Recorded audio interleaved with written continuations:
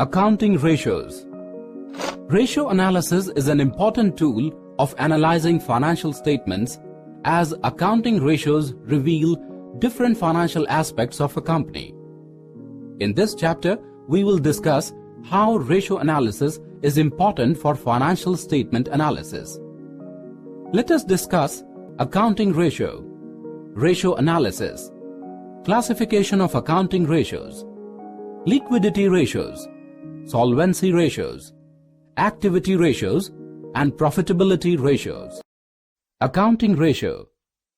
According to J. Beatty, accounting ratio is used to describe significant relationships which exist between figures shown in a balance sheet, in a statement of profit and loss, in a budgetary control system, or in any part of the accounting organization. Expression of accounting ratio. Account ratios are expressed in terms of proportion of two items, in number of times an item is in relation to another item, as percentage of another item, and in terms of fraction. Ratio analysis.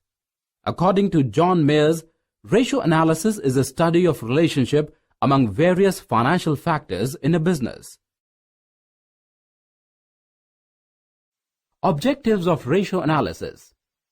Ratio analysis is helpful in financial statement analysis,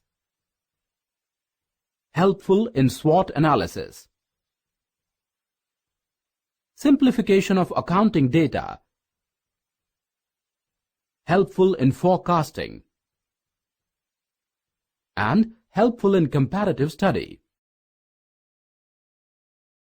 Limitations of ratio analysis.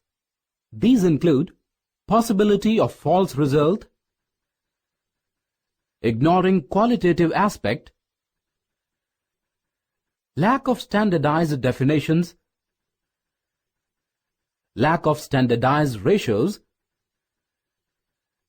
personal bias, and limited relevance of a single ratio. Classification of accounting ratios. Accounting ratios are classified into four groups: liquidity ratios, solvency ratios, activity ratios, profitability ratios. Each of the mentioned groups has different ratios, like liquidity ratios include current ratio and quick ratio. Solvency ratios include debt equity ratio, total assets to debt ratio, proprietary ratio, interest coverage ratio. Activity ratios include stock turnover ratio, receivables turnover ratio, payable turnover ratio, and working capital turnover ratio. Profitability ratios include gross profit ratio, operating ratio, operating profit ratio, net profit ratio, and return on investment ratio. Liquidity ratios, also known as short-term solvency ratios. These indicate a firm's ability to meet its current liabilities, and they are of two types: current ratio and quick ratio. Types of liquidity ratios. Current ratio. It is also known as working capital ratio. It is the proportion of current assets to current liabilities. It is calculated as current assets divided by current liabilities. Current assets include current investments, inventories, trade receivables, cash and cash equivalents, short-term loans and advances, and other current assets. Current liabilities include short-term borrowings, trade payables, other current liabilities, and short-term provisions. Significance of current ratio. Current ratio is calculated for assessing a firm's ability to pay for its current liabilities. Current ratio of 2:1 is treated as ideal. Now let's take an example for it. To calculate current assets, add inventories, cash and cash equivalents, current investments, and trade receivables. To calculate current liabilities, add trade payables, and short-term borrowings. Here the current ratio is the ideal one, that is 2:1. Quick ratio. It is also known as liquid ratio. It is the proportion of quick assets to current liabilities. It is calculated as quick assets divided by current liabilities. Quick assets are calculated as current assets minus inventories minus other current assets which are prepaid expenses and prepaid tax. Significance of quick ratio. Quick ratio indicates liquidity position of a firm in a better way. Ideal quick ratio is 1:1. Now let's take an example for it. To calculate quick assets, add debtors and cash equivalents. To calculate current liabilities, add creditors and bills payables.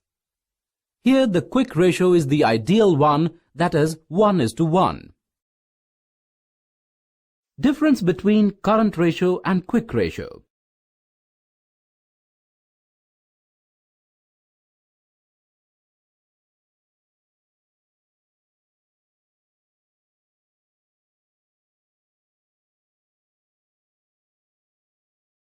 Solvency ratios. Solvency ratios indicate a firm's ability to meet its non-current liabilities. Solvency ratios are of the following types: debt-equity ratio, total assets to total debt ratio, proprietary ratio, and interest coverage. Types of solvency ratios. Debt-equity ratio. It is also known as debt-to-equity ratio. It measures the relationship between long-term debts and equity. It is calculated as long-term debts divided by shareholders' funds or debts divided by equity.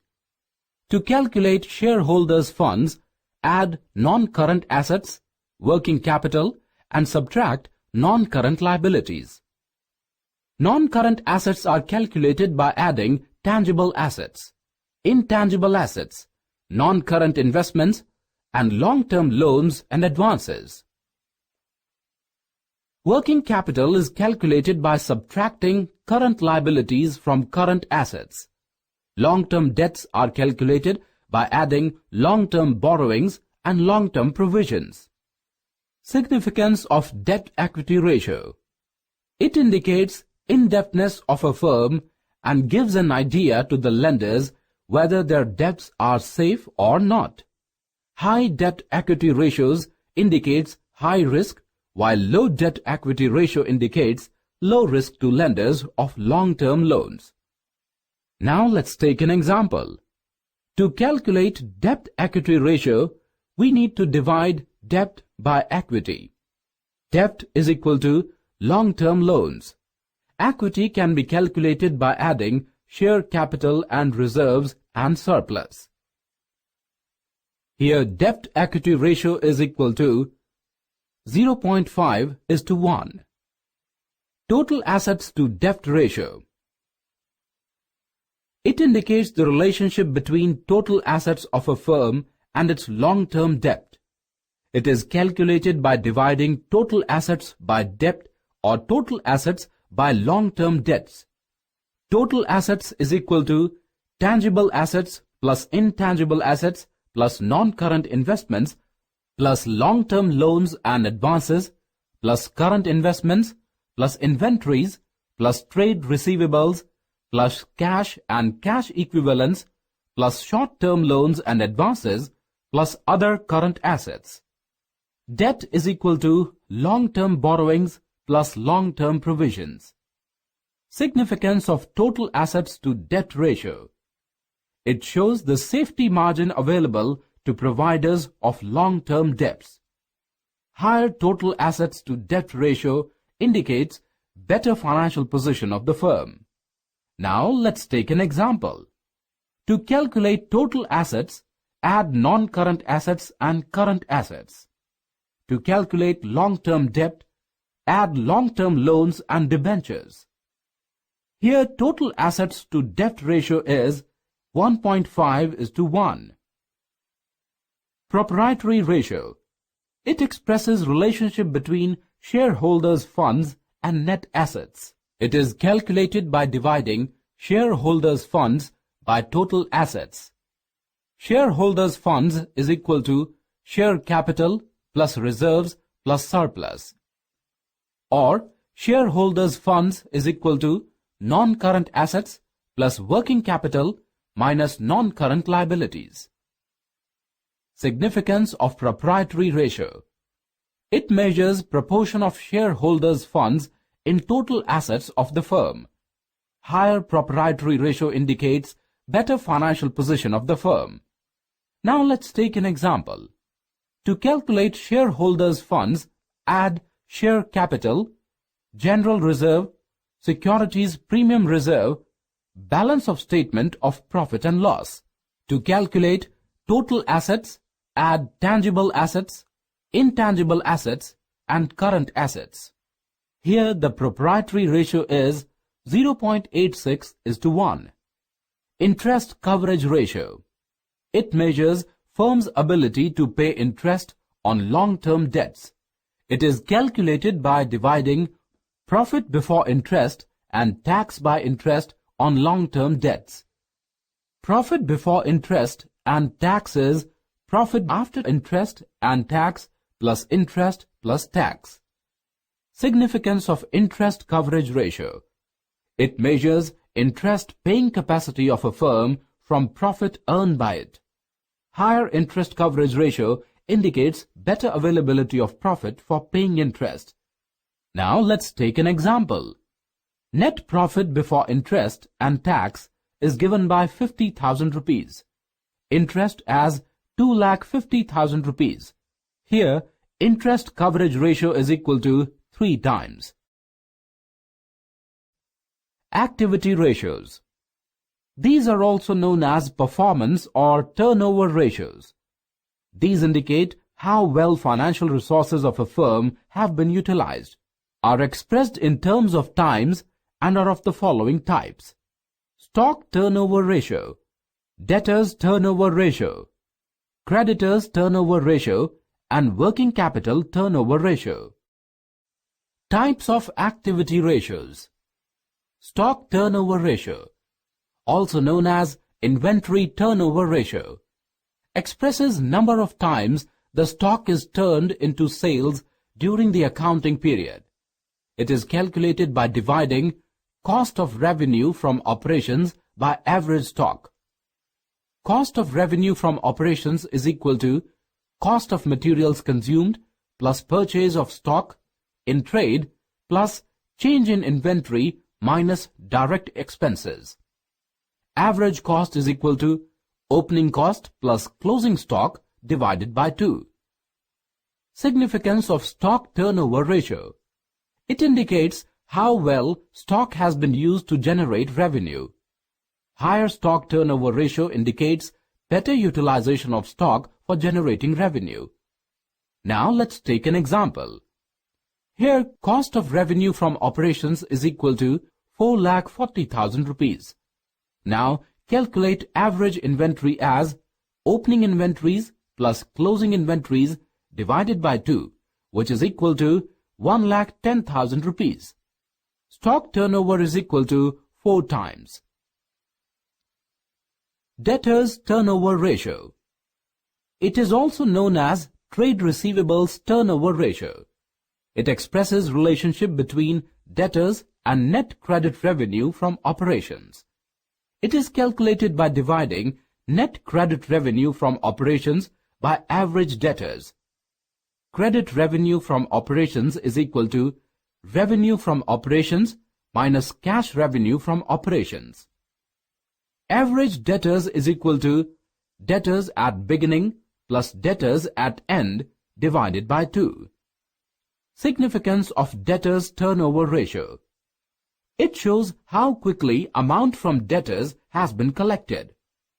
Higher debtors turnover ratio indicates better collection of amount from debtors. Now let's take an example. Net credit sales is equal to total revenue from operations minus cash revenue from operations. Average trade receivables is equal to opening trade receivables plus closing trade receivables divided by 2. Debtors turnover ratio comes as 6 times. Creditors turnover ratio, also known as trade payables turnover ratio, shows relationship between creditors and credit purchases. It is calculated by dividing net credit purchases by average creditors. Net credit purchase is equal to total purchases minus cash purchases. Now let's take an example. Calculate net credit purchases as total purchases minus cash purchases, and average trade payables as opening trade payables minus closing trade payables divided by 2. It comes up as 7 times. Working capital turnover ratio. It expresses relationship between working capital and revenue from operations. It is calculated as revenue from operations divided by working capital. Significance of working capital ratio. It shows how efficiently working capital has been used to generate revenue from operations. Higher working capital turnover ratio indicates higher efficiency of use of working capital. Now, let's take an example. Revenue from operations is given as 3,80,000 rupees. Calculate working capital as current assets minus current liabilities. Working capital turnover ratio comes up as 4 times. Profitability ratios, also known as financial performance ratios, indicate profit earning capacity of a firm. Profitability ratios are expressed in terms of percentage and are of the following types: gross profit ratio, operating ratio, operating profit ratio, net profit ratio, and return on investment. Types of profitability ratios. Gross profit ratio. It shows relationship between gross profit earned and revenue from operations. It is calculated by dividing gross profit by net revenue from operations into 100. Gross profit is equal to revenue from operations minus cost of revenue from operations. Cost of revenue from operations is equal to cost of materials consumed plus purchase of stock in trade plus change in inventory plus direct expenses. Significance of gross profit ratio. It shows gross margin which a firm is able to achieve on goods or services sold. It shows efficiency of the firm. Higher gross profit ratio means higher efficiency. Now let's take an example for this. Gross profit ratio for the year 2012 is 20% and for the year 2013 is 25%. Operating ratio. It shows relationship between cost of operations and revenue from operations. It is calculated as cost of revenue from operations plus operating expenses divided by revenue from operations into 100. Operating expenses is equal to employees' benefit expenses plus depreciation plus other expenses. Significance of operating ratio. It indicates operating efficiency of a firm. Lower the operating ratio, higher is the firm's efficiency. Now let's take an example. To calculate operating expenses, add selling expenses and administrative expenses. Here, operating ratio comes as 75%. Operating profit ratio. It shows relationship between operating profit and revenue from operations. It is calculated by dividing operating profit by revenue from operations into 100. Operating profit is equal to gross profit minus operating expenses. Significance of operating profit ratio. It is just the reverse of operating ratio. If operating ratio is lower, higher would be operating profit ratio. It indicates operating efficiency of a firm. Higher operating profit ratio means higher operating efficiency of the firm. Now let's take an example. Net profit ratio. It shows relationship between net profit and revenue from operations. It is calculated by dividing net profit by net revenue from operations into 100. Significance of net profit ratio. It indicates profit earning capacity of a firm after taking into account all types of incomes, expenses, and income tax. Higher net profit ratio means higher profit earning capacity of the firm. Now let's take an example. Return of investment. It shows relationship between net profit before interest, tax, dividend. It is calculated by dividing net profit before interest, tax, and dividend by capital employed into 100. Capital employed is calculated in two ways. Liabilities side approach, where shareholders' funds, that is, share capital and reserves and surplus, non-current liabilities, long-term borrowings, and long-term provisions are added, and assets side approach, where non-current assets and working capital are added. Now let's take an example.